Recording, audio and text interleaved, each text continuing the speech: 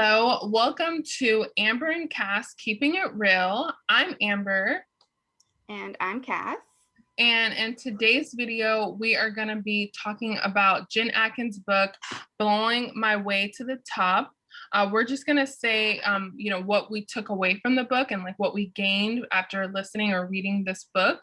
The way I read this book was on audiobook, and I got it off the Overdrive app. If you don't know what Overdrive is, it is a library app. So all the books are free on there. Sometimes you have to wait a little bit longer. So I did have to wait a little bit, like a few weeks to get this book, but I love listening to audiobooks, and I also love getting them for free.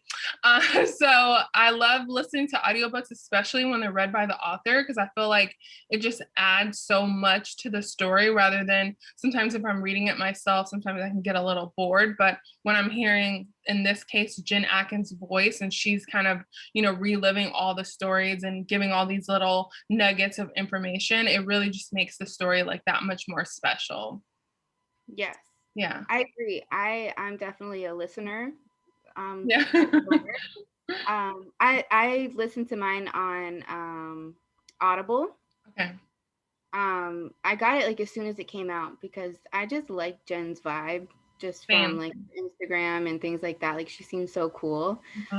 So I downloaded it and I listened to it. And a good thing about listening to books is you can like be driving, you can be cleaning, you can be doing your makeup, you can be getting ready. Like you're not like tied down like this to a book. And like you said, it can get kind of boring, just like listening to your own voice in your head, read it. That's why I prefer audio. But yeah, it was such a great book. She dropped so many gems, like especially in the beginning. I feel like she came in really, really hot with like her gems. She killed it. Yeah, definitely. I love the book. Yeah, so we both love the book. And so I'll just jump right in and start with like one thing that I gained from listening to the book or took away from it was to promote yourself like you would your big sister or your best friend. So, a lot of times we don't want to like boast ourselves or talk ourselves up. But, if you think about it, like when I'm talking about you or if I'm talking about another friend, like I'm like, oh my God, like I'm just talking so highly, and it's easy, right? Because I love you. I appreciate you. I think that you do so many things so wonderful, and I think I love your personality. I love like how you're a go-getter and like, and you're also like, you're no BS, like you're going to cut to the point. You're going to be honest and real. And so at the same time, a lot of times when we're talking about ourselves, we're kind of just like, oh yeah, I'm good at that, or I'm okay at that. Cause we want to not seem like we're boosting and boasting, but no, like she's saying in the book that you should do the same thing that you would do to that person that you love or that you are talking about, but for yourself, do it for yourself and make sure that you talk yourself up, because people are listening, especially if you're in an interview setting. If you're trying to gain something, maybe you're trying to get investors or trying to get more followers, whatever it is that you're trying to do, talk yourself up. Don't talk about how, many cars and houses you have, but maybe about your skills, and about the skills that you bring to the table. Right. Exactly. Like if you're not going to do it, who is? Yeah. Like you may not have that person in your corner. You have to be your own person for sure. Yeah, my mom always said a closed mouth goes unfed. Yes. And it's so true. Like if you're not gonna speak up, like you said, who's gonna do it? Who's gonna get you the food? Who's gonna feed you? Right. Exactly. And I feel like she did such a good job with that. Like also everything that she says in this book, I feel like she genuinely did. Like it wasn't just like, I'm gonna write this book real quick. Like no, this like actually happened. So yeah, I think she did a really, really good job at that. Which kind of goes into one of my takeaways was when she said, a lot of people say, why me in certain situations, but she was like, why not me? Like, why can't I be this person? Why can't I do what I want to do? Why can't my dreams come true? Like, so that kind of goes into boosting yourself up, giving yourself confidence, just looking at yourself in the mirror and letting yourself know like you got this. And she did, and that's awesome. She's so successful, and I think it comes from that specific thing is her mindset of why not me, and like you said, boosting yourself up for sure. Yeah, I agree, because like you said, you can have a mindset of like kind of why them, or like oh, that's not fair, or like kind of feel, down on yourself, like, oh, I guess things like this don't happen to me. But it's about, trying to figure out what did they do differently? What can you do differently to kind of be successful, and kind of looking at that as an example to just further yourself rather than kind of be down on yourself or say it happens to other people, but not me, so why not her? What were the things that, she wasn't doing to kind of push herself to the next level? Yeah.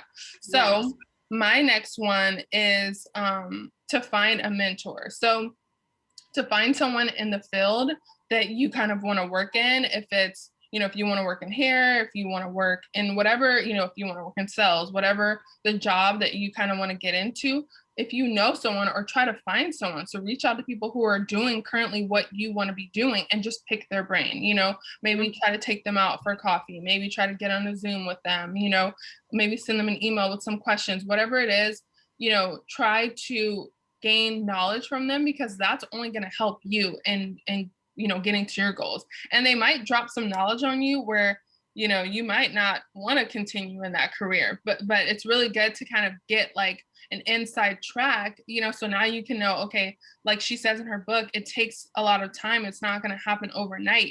Some people need to hear that, especially coming from her, like how many years she put into the business, that it doesn't just happen overnight. Sometimes you have to keep going, so I think that finding someone that's doing it and it, like trying to mirror, your career a little bit to theirs is really helpful. So that I definitely love that she shared that in her book.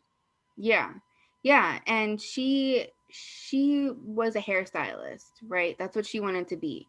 Yeah. Like her goal was to become a celebrity hairstylist, which she did. She moved from Utah to LA with one of her friends, and just that alone at her age, coming from Utah and her background of Mormon, beliefs and things like that, like coming to LA, it could either A, scare the out of you. Yeah. You're like, nope, I'm gone, B, you could get lost in LA. There's a lot out here. It's LA is LA. Yeah, especially when you're young. Like you said, she was 19. 19, Yeah. it's easy to fall into crowds that, are not good for you. Or option C, her, she stayed focused. She got a job at a salon. She found her mentors. She, worked her way up to the top. And she didn't just stop there, like how you were saying with the mentor. Yes, she reached her level of like celebrity hairstylist, and all of those celebrities became her friends, which we'll get into later with your one of your takeaways, where she was able to secure these friendships with these celebrities. And what did those celebrities do? She mentioned what's her name, Jessica Alba, started Honest. Obviously Kim, she has a $1 billion empire. Yeah. Kylie, $1 billion empire. Like these friends started their own businesses, and they grew further. Kim was a reality star. Now she's like She's Kim. a billionaire. Yeah. A businesswoman. About to be a lawyer. Yeah. So it's like she kept this circle of friends that were first clients and kind of made them her mentors as well, I guess you could say, because even though like Kim and Kylie and Chloe and all of them, they're more into like the beauty and like fashion, and Honest is more like product, like baby product, whatever. You can still take away the business ideas and the goals and the plans and how to speak in meetings and how to really conduct yourself in front of these investors. And I feel like she did such a good job at keeping those clients as friends and like taking away that sort of like education from that. So I think that was really, really good, which goes into your act like there's an NDA. Yeah, so that one I love that she was saying in the book. She was saying how with her clients, they would be especially she's working with these high profile people. They're gonna, just like if you think about when you go get your hair done, you're gonna chatting, you're talking about your life, you're talking about your boyfriend, you're talking about your husband, your, mama, whatever it is you're talking about. Most of the time like this, you're not famous, right? So they're not gonna go and sell your story, because who are they going to sell it to? But for these celebrities, yeah, there's a possibility that that person that's sitting in a chair listening, maybe hearing their phone calls, could sell the story. So a lot of times she was saying she would have an NDA in place that she would have to sign so that she wouldn't disclose, non-disclosure agreement, that she wouldn't disclose the information. But sometimes there wasn't. But she always act like there was. She always acted like there was an NDA in place, and whatever was shared there stayed there. And she wasn't going to go, the second to that was don't be a gossip. So if your client is gossiping, they're talking about, this, that, and that, you don't want to also be, oh my God, what did you hear about so-and-so? And you heard about that, because she was saying in the book that now this client will remember you, and they'll remember that gossip. They'll say, oh wait, that one girl, she's a gossip. She always is, even though it could have been them and you were just tagging along and saying, oh my God, that's so crazy. Like, I didn't know that, She was saying she just nodded, and try to like keep it going. And I feel like I've also learned that in life, that it's better like just to let people vent and let people get all that stuff out. And then, you just, oh, wow, okay. And then change the subject if you want to change the subject. But, it's, you don't want to seem like you're that type of person. You don't want to be, when they think of you, to think of that gossip. You want them to think of maybe the quality of your work, however you're working with this client, you want them to remember that over all the juicy stuff that you had to share, because now they're saying, what if I share with her? Is she going to go run off and share with other people? So like you said, that ties back to her bonding and making these friendships. These people could trust her. They knew that they had her as a hairstylist. They liked her personality. And then they knew that they can trust that she's not going to go spewing all that information, so. And that bode well for her, because then she had these people in her corner that could support her. She could look up to, so it all comes full circle, it all kind of like plays a part in kind of getting to the next level of, wherever you want to get, which I love. So I love that, part of, her book, just kind of, keeping your head down. That's another thing, keeping your head down and focusing on your work rather than focusing on, oh, what kind of tidbit, what type of information can you get? Because your work is really going to be like your portfolio. Your work is going to be the one that takes you further than your mouth, Yeah. They're going to remember the hairstyle on the cover of Vogue. You know what I mean? Like, and that's what you're there to do. You're there to do hair. Nothing else. Like, you're there to do your job, go home. Obviously try to form the trust like she did, but keep in mind, like, that's it. Yeah, you're hired to do your job. Keep in mind why you're hired, right? Yeah. Here you go. Let's see. So, I mean, I like that one, and I feel like that kind of keeps in this other one that I have. It was keeping, let's see, I think it was keep waking up and keep showing up. That was like a quote from her book, where she's like, sometimes it can feel like you're on this hamster wheel, or, you're not really getting anywhere and you're doing the same thing every day, Groundhog's Day. But she was just saying, just keep waking up, keep doing your job, keep showing up all the time, and guarantee somebody's gonna, see that, and you're gonna meet the right people. Like her example was that she did this one woman's hair. It was just a random client came in. It was late, it was like the last client, and she just was like, fine, I'll take her. But she gave her just the level of service that she would have given the person that came at 11 a.m.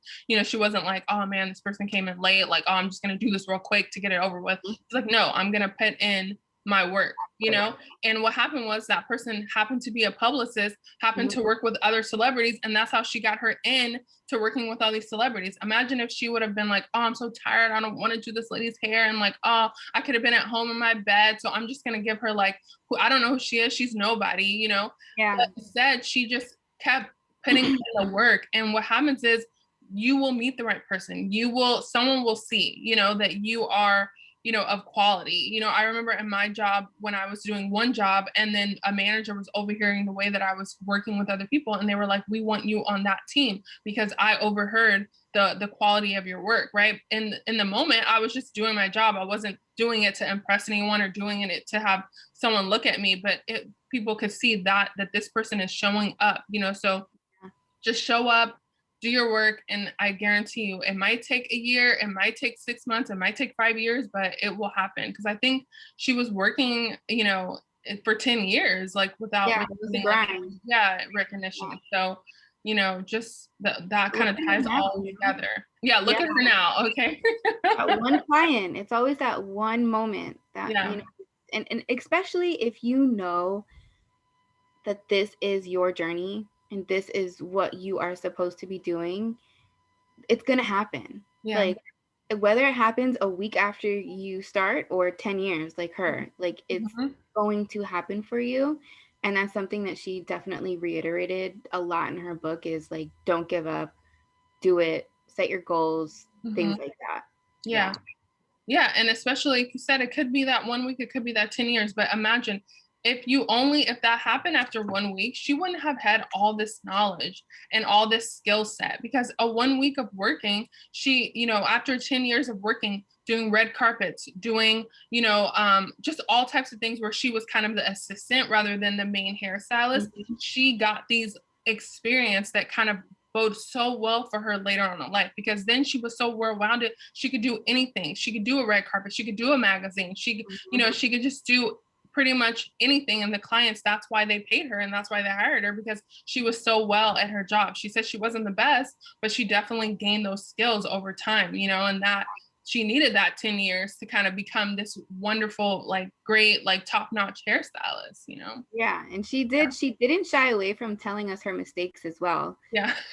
Remember when she remember when, I forget the celebrity it was, when the guy wanted tips, like frosted tips or something, like back in the day when that was the thing. Yeah. She like did all of this work and she took the foils off and it looked the exact same. But like she played it off, she was like, looks great. Yeah. Like, and the guy was like, yeah, like it looks so good. Thank you so much. Like, she definitely failed, you Mm-hmm. know, in those Yeah. 10 years. It wasn't just like a smooth road. It was definitely like this. Mm-hmm. I enjoyed that too. I really enjoyed her like letting us know, like, no, it wasn't easy. I fucked up. Yeah. Like, it is what it is, but Yeah. we move on and we Mhm. learn from it. Yeah. I love it. Let's see. Okay. So I think we talked about goals. Like, you know, she had so many goals, but getting her goals on paper, we Mhm. have a lot of that in our, like, one of our first videos, which was all about setting like intentions. So go watch that video, because we kind of like go in depth of what she does to kind of set her goals, which is Mhm. just so intense. I mean, I thought about it, how she did her spreadsheets. I mean, it really worked for her. Mhm. Like, getting that all down on paper and for her visually to see it, it's really important. So, Yeah. and then on that same thing where, you know, you set these goals, right? Sometimes you set a goal when you're 16, sometimes you set a goal when you're 20, but she made a point to say it's okay to change these goals. It's Mhm. okay to pivot. And, you know, say you had a dream job of becoming an actor. That was like your dream since you were 5, and, you know, you always wanted to be in that. And maybe it's not working out. It's okay to kind of have new dreams. It's okay to change your dreams. It's okay to go down a different path. You know, you don't have to hold on to something and say, but this is the same thing that I wanted since I was 5. Like, sometimes it's okay to relax and say, but what do I like now at 30? What do I like Yeah. now at 40? What do I enjoy now? Because I feel like as people, we all, you know, change over time. Every few years, every year, we kind of like adapt and change into a newer person, because we learn new things, we meet new people, you know. So I just Especially love in that your she said that. 20s. Especially, oh my I mean, god, like, it's like, imagine you're the same person when you're 20. Something's wrong with you. yeah, You know, like, yeah. you have to grow, you have to change. Like, yeah, Yeah, I so definitely. just remember, it's okay. It's okay to pivot, it's okay to change, and it's okay to have new dreams. So I love that. Yeah. Yeah. Yeah. And she also mentioned how she was working so hard, like for all of these years, you know, trying to accomplish all of those goals she's written down and trying to, you know, go from country to country and do all of these things. And she like just like broke down, and she said that at one point work gave her validation, and that is like, she was like, that's so unhealthy. Like, work should never give you all of your validation. It should be like a Mhm, piece of mhm. your life.